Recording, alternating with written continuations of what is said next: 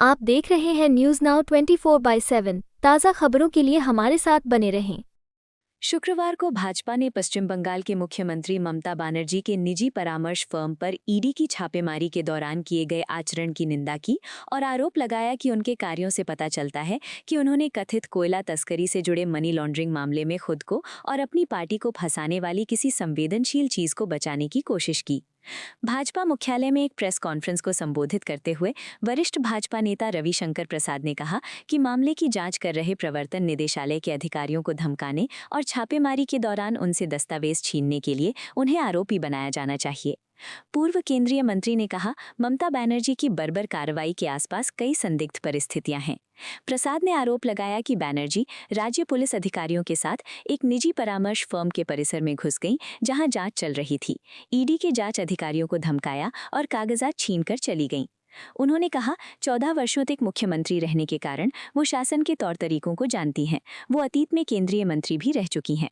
इसका मतलब है कि वो अपने और अपनी पार्टी को फंसाने वाली किसी संवेदनशील चीज को बचाने की कोशिश कर रही थीं। उन्होंने आरोप लगाते हुए पूछा, और क्या अनुमान लगाया जा सकता है उन्हें किस बात का डर था? प्रवर्तन निदेशालय ने गुरुवार को आरोप लगाया कि मुख्यमंत्री कथित कोयला तस्करी से जुड़े मनी लॉन्ड्रिंग मामले में छापेमारी के दौरान कोलकाता में आईपीएसी निदेशक प्रतीक जैन के आवास में घुस गईं और भौतिक दस्तावेजों और इलेक्ट्रॉनिक उपकरणों सहित महत्वपूर्ण सबूत ले गईं। एक बयान में केंद्रीय जांच एजेंसी ने पश्चिम बंगाल के मुख्यमंत्री पर सॉल्ट लेक स्थित आईपीएसी कार्यालय जाने का भी आरोप लगाया, जहां से उन्होंने, उनके सहयोगियों और राज्य पुलिस ने जबरदस्ती भौतिक दस्तावेज और इलेक्ट्रॉनिक सबूत हटा दिए। प्रसाद ने कहा, हम ममता बनर्जी के गैर जिम्मेदाराना आचरण की कड़ी निंदा करते हैं। जांच में बाधा डालना और फाइलें छीनना दंडनीय अपराध हैं। ममता गंभीर आपराधिक अपराधों की दोषी हैं। उनके प्रथम दृष्टया आचरण के लिए उन्हें गंभीर आपराधिक प्रावधानों के तहत आरोपी बनाया जाना चाहिए। उन्होंने आरोप लगाया कि ईडी की छापेमारी के दौरान बनर्जी का आचरण अनैतिक, गैर जिम्मेदार और असंवैधानिक था। प्रसाद ने आगे कहा कि अपने कार्यों से उन्होंने पूरी लोकतांत्रिक प्रक्रिया और शासन को शर्मिंदा कर दिया है। आजाद भारत में बंगाल में जो हुआ वो आज तक नहीं हुआ कि एक सिटिंग मुख्यमंत्री एक प्राइवेट प्रॉपर्टी में घुसकर, जहां मनी लॉन्ड्रिंग की कार्रवाई चल रही है ईडी के द्वारा, वहां चली जाए, ईडी के लोगों को धमकाए और पेपर स्नैच कर कर वॉकआउट कर जाए। आज देश के प्रमुख अखबारों में फोटो छपी है, वो वॉकआउट कर रही हैं पेपर लेकर। ये मामला क्या है कि कोल स्कैम को लेकर, कोल की स्मगलिंग और हवाला ट्रांजैक्शन को लेकर ईडी कार्रवाई कर रही है। उसमें कई जगह रेड वगैरह हुई और जो मिस्टर जैन हैं, उसके कंसल्टेंसी फर्म के बारे में यह शिकायत आई कि करोड़ों रुपए का ट्रांजैक्शन यहां से हुआ है।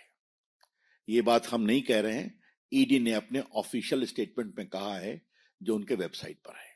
उसकी कॉपी हमारे पास है, उन्होंने पूरा लिंकेज बताया है। ऐसे में वो काम करने गए थे। और आपको मालूम है, बंगाल कोल स्मगलिंग का एक बहुत बड़ा हॉट स्पॉट बना है। रूलिंग पार्टी के बहुत लोग का इन्वॉल्वमेंट है, उसकी चर्चा कई बार हुई है, हम लोगों ने भी किया है। यहां पर स्पेसिफिक केस था,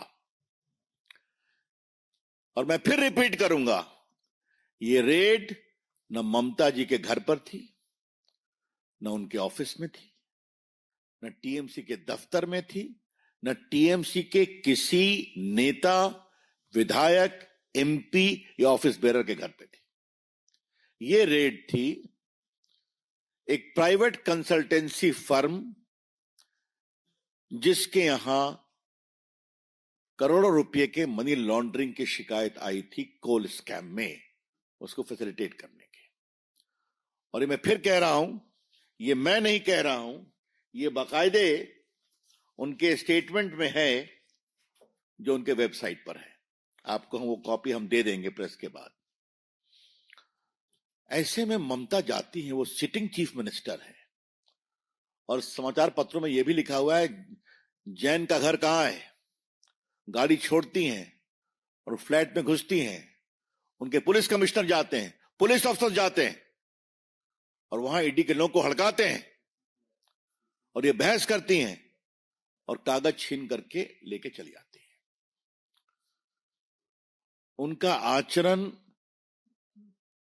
नहीं अमर्यादित, असंवैधानिक, शर्मनाक है, लेकिन लोकतांत्रिक मर्यादाओं का उन्होंने तार तार कर दिया है।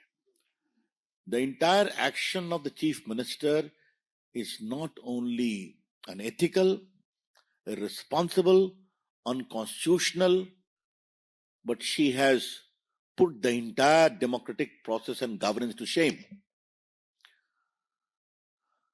मुझे याद आता है कि आज वो मामला भी है, आपको मालूम है कि लालू प्रसाद के खिलाफ दिल्ली कोर्ट ने चार्ज फ्रेम कर दिया, वो लैंड फॉर जॉब स्कैम में, और कहा है कि वो सिंडिकेट चला रहे हैं। जब चारा घोटाले की लड़ाई हम लोग बिहार में लड़ रहे थे, स्वर्गीय सुशील मोदी और हम, बड़ी लड़ाई थी, रेड हुई थी, लालू जी गिरफ्तार हुए थे, लेकिन एक बात मैं कहूंगा, कभी लालू जी या राबड़ी जी ने सीबीआई के दफ्तर में रेड करने की नहीं सोची थी। बात को समझिए जो मैं कहना चाह रहा हूं। तो ये तो कमाल हो गया ना। ममता जी, आपको घबराहट क्यों है? The BJP would like to ask madam Mamata ji, what is your linkage with that consultancy firm? आपको इतनी घबराहट हो गई? वो तो कंसल्टेंसी फर्म कई का काम करती है। लेकिन अगर घोटालों की जांच हो रही है, कोल स्कैम की जांच हो रही है, तो आपको इतनी परेशानी क्यों है? यह हमें बात समझ में नहीं आती। एक शब्द मैं कहूंगा, there is a lot of suspicious circumstances surrounding. ममता जी एक सीनियर नेता है ना, 10 साल से मुख्यमंत्री है, 15 साल से, 14 साल से केंद्रीय मंत्री भी रही हैं, तो गवर्नेंस समझती हैं। ये क्या है? तो अगर ममता बनर्जी सारे नियमों, कानून, लोकतांत्रिक मर्यादा को तार तार करके गई हैं, तो वहां कुछ बहुत सेंसिटिव था जिसको निकालना जरूरी था। I repeat, there's a lot of suspicious circumstances surrounding the whole, I would say, barbaric action of Mamta ji. She's a CM for 14 years, has been a central minister, knows the norms of governance, and if she goes and raids a particular house where official raid of the ED is going on in case of coal scam, and snatches the file and comes out, that means she was trying to rescue something sensitive implicating her and her party. और क्या कहा जाए? इसका inference और क्या हो सकता है? और ममता जी ने कोई पहली बार तो किया नहीं है। याद करिए, जब शारदा स्कैम में राजीव कुमार जो डीजीपी थे, उनको बात हुई थी, उनको सीबीआई ने इंट्रोगेट करने की बात की थी, तो वहां जाकर धरने पर बैठ गई थी।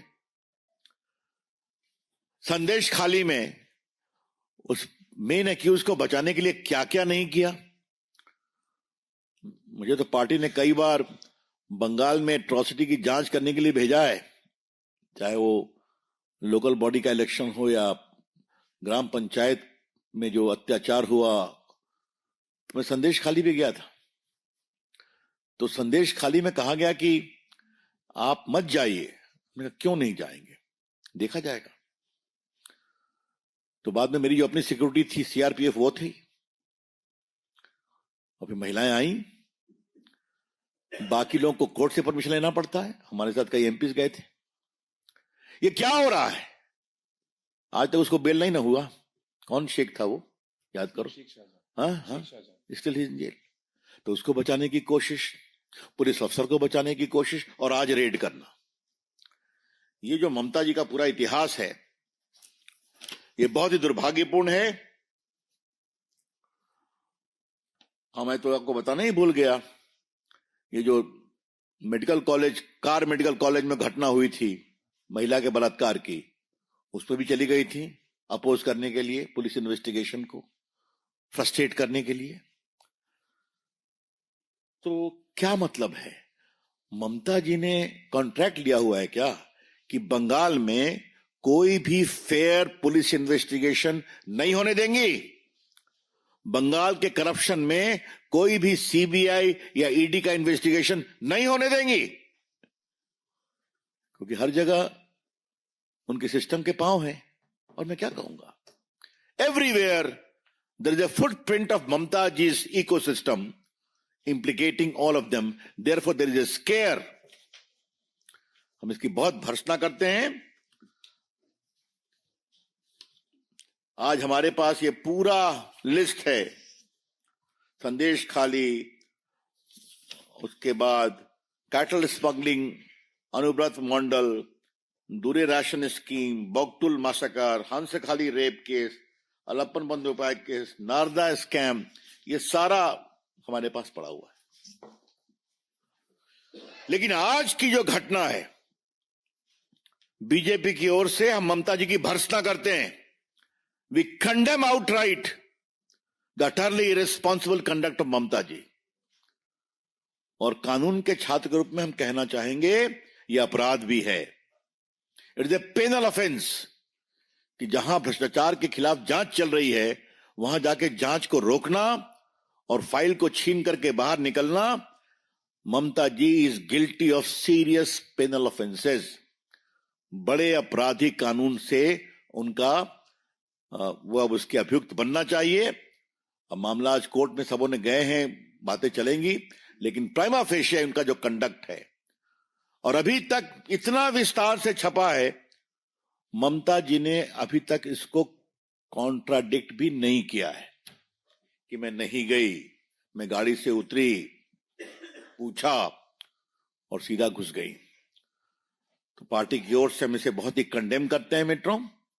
आपको यह वीडियो पसंद आया हो तो इसे लाइक करें, हमारे चैनल को सब्सक्राइब करें।